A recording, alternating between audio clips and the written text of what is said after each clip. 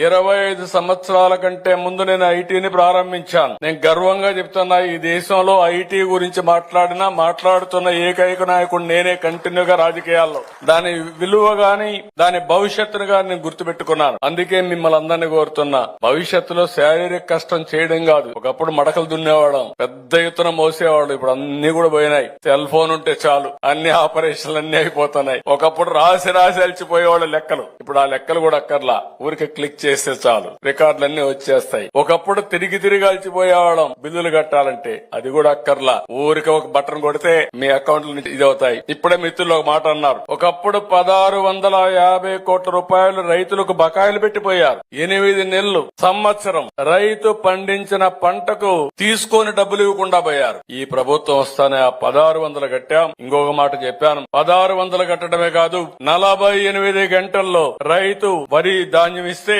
ధాన్యానికి తిరిగి వాళ్ళ బ్యాంక్ అకౌంట్ లో డబ్బులు వేసే ప్రభుత్వం ఈ ప్రభుత్వం అని చెప్పి కూడా నేను మీకు తెలియజేస్తున్నా. నేను ఇప్పుడే మాట్లాడితే ఇంకొక మాట కూడా అన్నాను, మేము 4 గంటలకే ఇస్తున్నాం సార్ మా కమిషనర్ అంటే, 4 గంటలకు అవసరం ఏంటి? అవసరమైతే ఇన్స్టెంట్ గా ఇద్దాం. రైస్ మిల్లు డౌన్లోడ్ చేసుకుంటారు, ట్రాక్టర్ ని సంతకం పెడతాడు, కంప్యూటర్ లో ఎంటర్ చేస్తాడు, ఎంటర్ చేసిన నెక్స్ట్ మినిట్ లో రైతు అకౌంట్ కు డబ్బులు పడాలి.